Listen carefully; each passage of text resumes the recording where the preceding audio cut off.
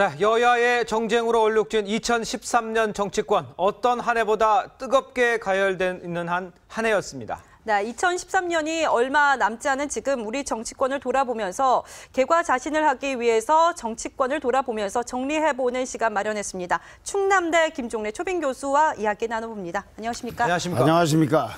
자, 2013년 정말 정신이 없었습니다. 어떻게 보십니까?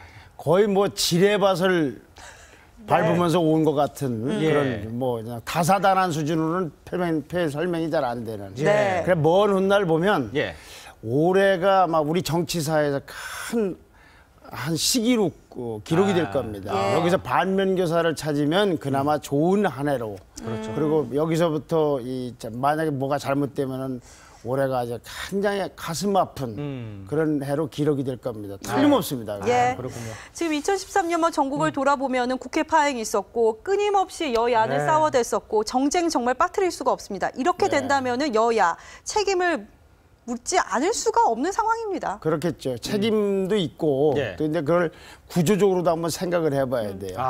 기본적으로 상권 분립 사회에서 국회는 정치를 하라는 집단 아닙니까? 그렇죠. 네. 군인 보고는 나라를 지켜라처럼. 그래서 많은 특권도 있지 않습니까? 그리고 국회의원도 또 대우도 해주고. 그러니까 현재 여의도 정치권에서 정치를 잘하고 못하고 있는 것, 그거는 이제 준엄한 책임도 묻고 또 잘하면 박수도 받아야 하지만 지금 현재의 이 여야 이 정치권은 저건 과연 그렇게 비난만 할 거냐 아니면 저게 왜 저렇게 체질적으로 구조적으로 혹은 상리적으로 역사적으로 무엇 때문에 저런 일이 벌어지고 있는가. 지금 새누리당하고 민주당 국회의원이 전체 국회의원의 90%가 넘습니다. 그렇죠. 그렇게 따지면은 정치권 중에서도 이 두 당은 도대체 왜 이러느냐. 왜 우리는 수십 년 정당 정치를 봤는데 이렇게 하필이면 특이한 괴상한 여야를 보게 되느냐. 이걸 좀 분석을 하다 보면 여기서 어떤 희망도 좀 발견할 수 있는 게 아닌가. 그래도 내년에도 이런 절망적 상황에 살면 어떻게 하겠습니까? 내년엔 그래도 좀 나아지려면 이런 점은 좀 원인이 있구나. 그리고 이런 점은 고쳐야 되겠다. 이런 좀 생각을 해봐야 되지 않을까 싶어요. 자, 그럼 작은 희망을 발견한다는 생각으로 올 한 해 새누리당과 민주당 여야를 한번 좀 자세히 좀 분석해 주시죠. 우선 두 당의 공통점부터 말씀드리고 그다음에 다른 점도 우선 공통점부터 보도록 하죠. 이 공통점이 중요한 게 공통점인데 맞서서 싸우기 때문에 그래요. 공통점이 없으면 상관이 없는데 같은데 편을 나눠 갖고 싸우기 때문에 그렇다는 원래 얘기죠. 같은 사람들이 더 싸운다 그러잖아요. 그렇죠. 집안 싸움이 제일 힘든 거죠. 첫째는 이분들은 이 정치를 하려고 하는 마음보다는 전투를 하려는 생각이 많은 것 같아요. 그러면 전투를 할 때 무슨 항공모함을 동원하고 박격포를 동원하고 기관단총을 동원하고 이런 그런 전투다운 전투를 하는 게 아니라 좀 혹평을 하면 뒷골목에서 새총 싸움하는 것 같아요. 그래서 말이 고상한 말싸움도 하지 않고 막말, 저질 발언 뭐 이런 게 나온다. 휘태가 어떻다든가 뭐 암살당할지 모른다든가 이런 말들이 나오는 것이 새총 싸움이라 그래요. 정치로서는 도저히 저러는 거 나올 수 없어요. 다음에는 매사를 우리가 이성으로 좀 봐야 될 텐데 격한 감정으로 서로를 보고 있어요. 남녀 간에는 격한 감정이 좋겠지만은 정치에서는 딱 이거는 좀 거의 무슨 다른 감각 갖고 보는 거 아닙니까? 정상적으로 보질 않는 것 같아요.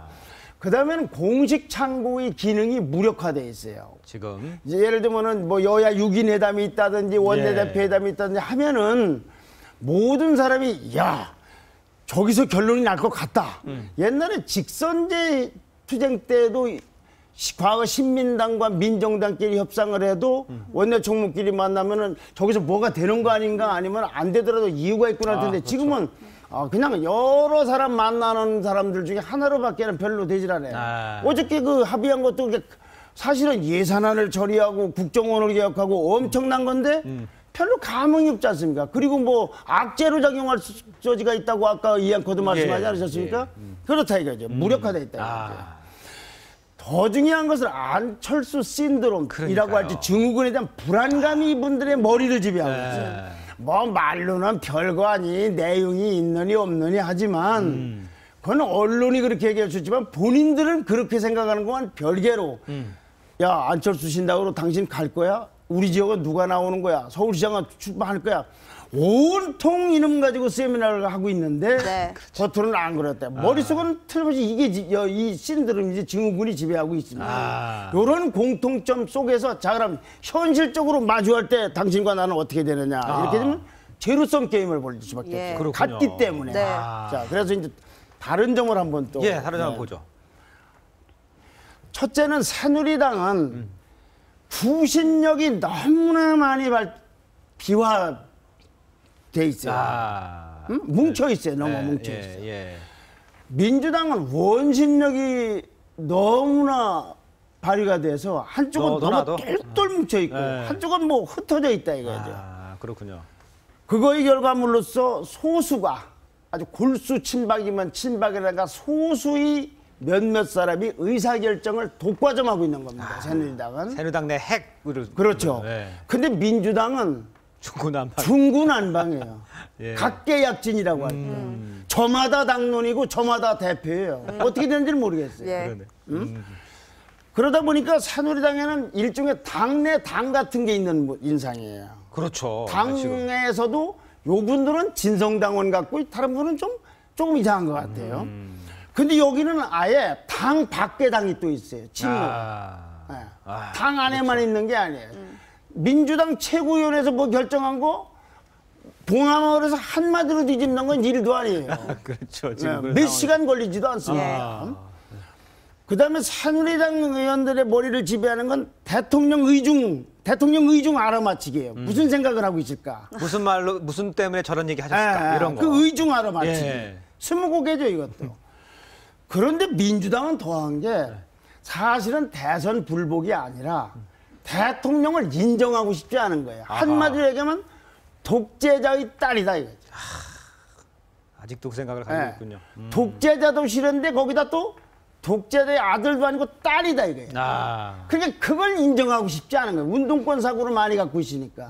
그것이 이제 우리가 고상하게 얘기하면 대선 불복 심리로 나오고 그런 요소만 생기면 말로는 승복한다고 하지만 또 안 하는 것 같고 막 넘나든다 이거예요. 기본적인 마인드는 대통령을 인정하고 싶지 않아요. 예, 거기서부터 출발됐습니다. 박근혜 대통령을 독재자의 딸로 밖에는 생각할 생각이 없다. 말은 달리하지만 의식은. 그다음에 이렇게 의중만 알아맞으니까 새누리당은 존재감이 좀 애매해졌어요. 그렇죠. 있는지 없는지를 조금 애매해졌다 이거죠. 청와대라든가 관계장관들이라든가 국정원장이 하는 말에들은 우리가 비중 의미를 두는데 예. 이분들 말씀에 대해서는 뭐 그냥 아이고 또 하셨구나 뭐 이렇게밖에 존재감이 없대요.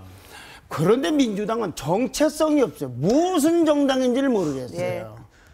자, 친노적 발언이 정당인지 그걸 공격하는 분의 정체성이 있는 것인지 뭐 인권 문제는 어떻다든지 장성택 사건은 어떻다든지 철도 파업은 어떻다든지 대한민국 정상회담 대화록이 실종된 거에 대한 입장이 뭐라든지 정체성이 없어요. 그렇다 보니까 지금 민주당 안에서는 서로가 서로를 공격하는 그런 모습도 좀 나오는 것 같아요. 좋게 얘기하면 정체성 확립 과정이고 나쁘게 얘기하면 서로 정체성을 망가뜨리는 과정인 거죠. 그렇군요. 근데 이 마찬가지 존재감이 없는 것도 또 문제가 돼요.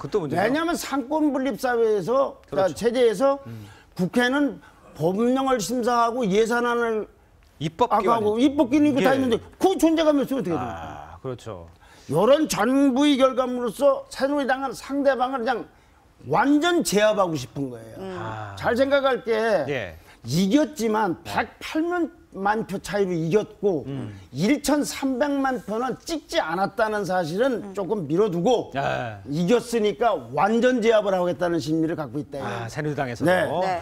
그런데 또 민주당은 어쨌거나 선거로 졌는데 인정 안 하고 18표로 져도 진 건데 108만 표로 졌는데 인정하고 싶지 않기 때문에 일단 사사건건 틈만 나오는 한다 이거지. 그게 무슨 뭐 저 시어머니가 누구 막 달달달 볶듯이 무슨 일이 걸려도 하나도 협조할 게 없다. 창조경제는 이렇다. 장성택 사건은 이렇다. 예를 들면 방위식별구역은 어떻다든지 남수산 사태는 어떻다든지 이번에 예. 만발 빌렸다든가 그러면 예. 이런 거는 좀 해두고 나머지를 갖고 싸워야 되는데 하여튼 사사건건이 싸우고 있다. 예. 이 양쪽이 이렇게 차이점이 있다. 자, 그렇다면 이런 문제가 있고 사사건건의 차이점이 완벽하게 갈리고 있는 상황에서 해결책은 어떤 게 있을까요? 제 생각에는 해결책이 양당으로부터 더 욕을 먹을 수는 있지 모르겠으나 예.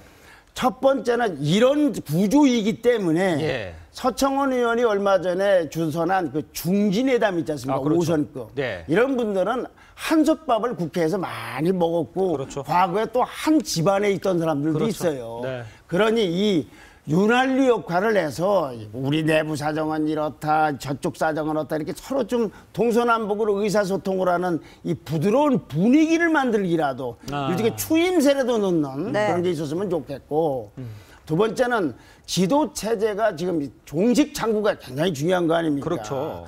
공식적인 걸 없자고 비공식에서 하면 곤란한 거예요. 비선조직이. 그러니 공식 창구가 저렇게 무력화되지만 차제의 지도 체제를 양쪽 다 바꾸는 것도 한번 고민을 좀 해봐야 되지 않나. 그렇군요.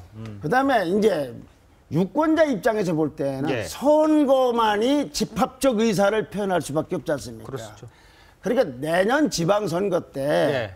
그야말로 국가기관의 선거 개입이나 민노총이나 무슨 전국노 같은 거 개입할 여지를 없애놓고서 아.